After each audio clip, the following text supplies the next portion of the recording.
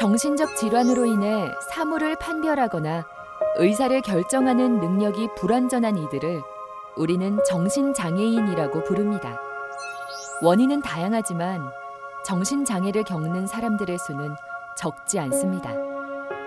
전국의 등록 정신장애인은 약 9만 5천 명으로 전체 등록 장애인의 3.8%를 차지합니다. 그러나 우리나라는 주요 OECD 가입국과 달리 정신병원 병상 수가 증가하고 있는 나라 중 하나입니다. 결국 알려진 것보다 훨씬 많은 이들이 정신장애를 겪는 것으로 추정할 수 있습니다.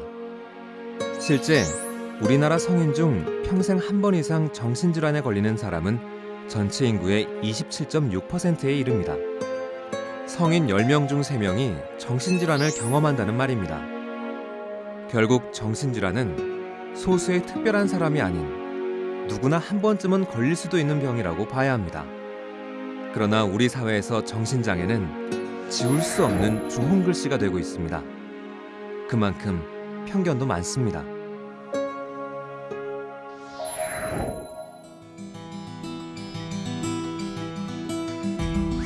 범죄 사건이 일어나면 각종 언론은 명확한 근거 없이 우범자 또는 정신질환자의 범행으로 추정하는 경우가 많습니다. 정신장애인들은 공격적인 행동을 할 것이다. 이런 생각들을 많이 하시는 것 같아요. 그런데 정신장애인들 당사자들은 일반 비장애인들이 오히려 다른 사람들을 더 무서워해요. 누군가 자기를 쳐다보면은 저 사람이 내가 정신질환 가지고 있는 거 아는 거 아닐까? 알아보면 어떡하지? 그럼 나 혹시 이 일에서 쫓겨나는 거 아닐까? 이런 생각들을 가져요. 그래서 양편에는 서로를 두려워하는 마음이 있는 거죠.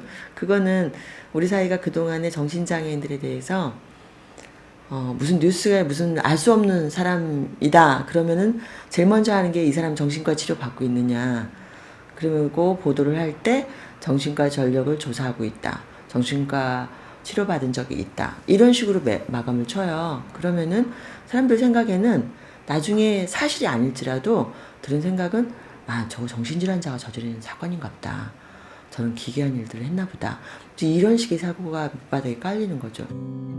그러나 대검찰청의 범죄 분석 결과는 우리가 가진 편견이 잘못됐음을 알려줍니다. 1.2%에 이르는 일반인 범죄율에 비해 정신질환자의 범죄율은 0.08%에 지나지 않습니다. 일본 검찰청의 범죄 분석 결과도 마찬가지 결과를 보여주고 있습니다. 실제로 투약 관리가 제대로 이뤄지는 경우 정신질환을 가진 장애인은 별다른 문제를 일으키지 않는 것으로 보고되고 있습니다. 최근의 연구는 정신장애인들이 범죄를 일으키는, 그거는 병 자체 영향보다는 알코올이나 다른 마약과 같은 그런 약물 중독, 그 영향이 더 큰 것으로 알려져 있습니다. 그래서 결론적으로 그 병 자체로 인한 위험률은 없다고 보여집니다.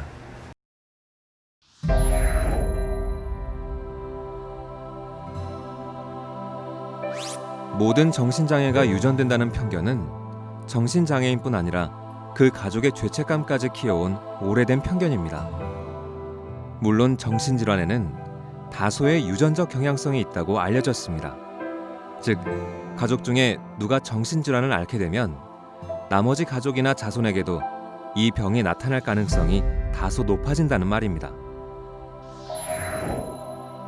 정신장애 전체로 봤을 때 현재 정신장애에서 유전성이 규명되고 확인된 것은 조울증 외에는 없습니다. 그래서 나머지 질환들은 대개 부모의 병이 자식들이 꼭 갖게 되는 그런 운명적인 그런 경향은 없는데, 이게 그렇게 보는 사회적인 낙인과 함께 거기에 핵심이 되는 유전성, 밝혀지지 않은 비과학적인 건데요. 그것 때문에 환자가 치료가 늦어지는 것은 결과적으로 보면은 사회 안전에도 도움이 되지 않습니다. 그래서 이거는 꼭 극복돼야 될 편견 중에 하나라고 생각합니다.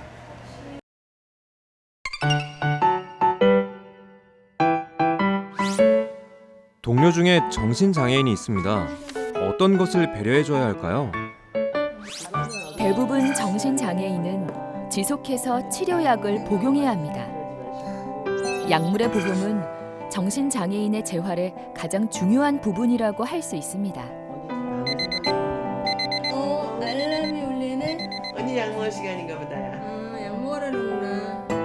중간중간 자연스럽게 약을 먹을 수 있는 분위기를 조성해 주는 것이 필요합니다. 그리고 미리 알고 있어야 할 치료 약물의 부작용도 있습니다. 어떤 약물 부작용들이 있냐면 입이 마르거나 변비가 생기거나 멍한 표정이 된다거나 눈이 안 보이거나 좌불안석이 되는 등의 부작용들이 있는데요. 이런 부작용이 생기면 주변에서 좀 약간 이상한 모습으로 보여서 편견을 가질 수도 있고요. 본인 스스로도 약물 부작용으로 약 먹기를 좀 꺼려하게 됩니다.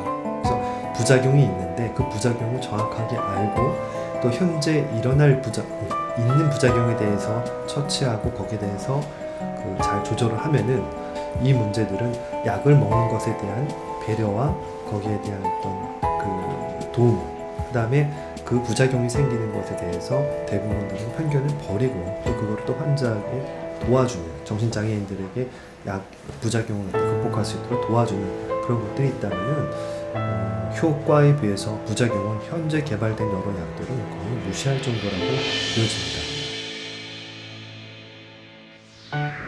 정신장애인이 비장애인과 어울려 함께 일할 수 있는 건가요? 사회적 편견에 시달리는 정신장애인은 일자리를 구하기가 쉽지 않습니다. 그러나 편견을 딛고 자신의 능력을 발휘하며 비장애인과 함께 어울려 살아가는 정신장애인도 많습니다. 그들에게 일자리는 홀로 설 수 있는 자립의 가장 큰 힘이 되고 있습니다. 꿈이 뭐예요? 열심히 일하는 거죠. 나도 독립을 해야죠. 독립? 네. 엄마 아빠도 돈 벌릴 데 없고 같이 살지는 없죠. 나도 열심히 해야죠. 아, 왜 내가 안 될까? 난 어디 가서 생활해야 되는 그런 막막함이 되게 많았거든요. 근데 여기 와서 일을 조금이라도 배우게 되니까 누가 나를 불러준다, 나를 쓸 데가 있다, 그런 쓸모가 있다, 그런 생각을 들게 해주니까 좋은 것 같아요. 또한 정신장애인의 일자리는 장애로 인한 상처를 딛고 희망과 행복을 만들어가는 가장 큰 힘이 되고 있습니다. 사회적 기업에서 일하고 있는 정혜미 씨 역시 일자리를 통해 변화된 삶을 살아가는 정신장애인 중 한 사람입니다. 확인해 보실 수 있으세요? 일단 웃음이 많아졌고요. 그리고 자신감도 생겼고 생각이 많이 긍정적으로 변한 것 같아요. 아, 나도 사랑받고 있구나 그런 생각도 하고 실제로 사랑도 많이 받고 동생들이 많이 따르거든요. 혜미서님 이러면서 막 무슨 일 있으면 저한테 달려오고 그럴 때마다 너무 고마워요. 정신장애인이 이상한 행동을 하는 것을 어떻게 봐야 할까요? 정신장애인을 생각할 때마다 우리는 흔히 그들의 이상한 행동을 떠올립니다. 그러나 모든 정신장애인이 이상 행동을 하는 것은 아닙니다. 또한 이상 행동을 보이는 정신장애인일지라도 언제나 그런 것은 아닙니다. 당황하거나 극도의 긴장감을 느꼈을 때 순간순간 이상 행동이 나타날 뿐입니다. 당황스러워서 엉뚱한 행동들을 했을 때 왜 그래 그렇게 하기보다는 좀 힘든가 보네요. 좀 어떻게 좀 쉬면 괜찮아질 수 있을 것 같아요.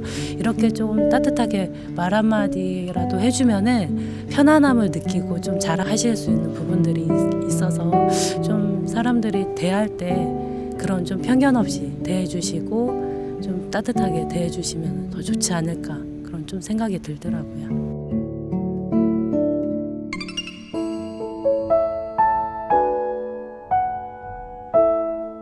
사람은 누구나 정신질환에 걸릴 수 있다고 얘기를 합니다. 저 역시도 35살 때까지 비장애인의 삶을 살았었습니다. 그래서 정신질환 또 정신장애는 중도장애인입니다. 그렇기 때문에 증상이 약화돼서 경미하거나 아니면 경미된 정도에 따라서 타인하고 대하고 소통하는 게 가능합니다. 그리고 또 하나는 뭐냐면 정신질환 가진 사람들이 위험하거나 또는 흉폭한 사람처럼 이렇게 묘사가 되는 부분들이 있는 것 같은데요. 저희도 꼭 기괴하고 흉폭한 거에 대해서 저도 무섭거든요.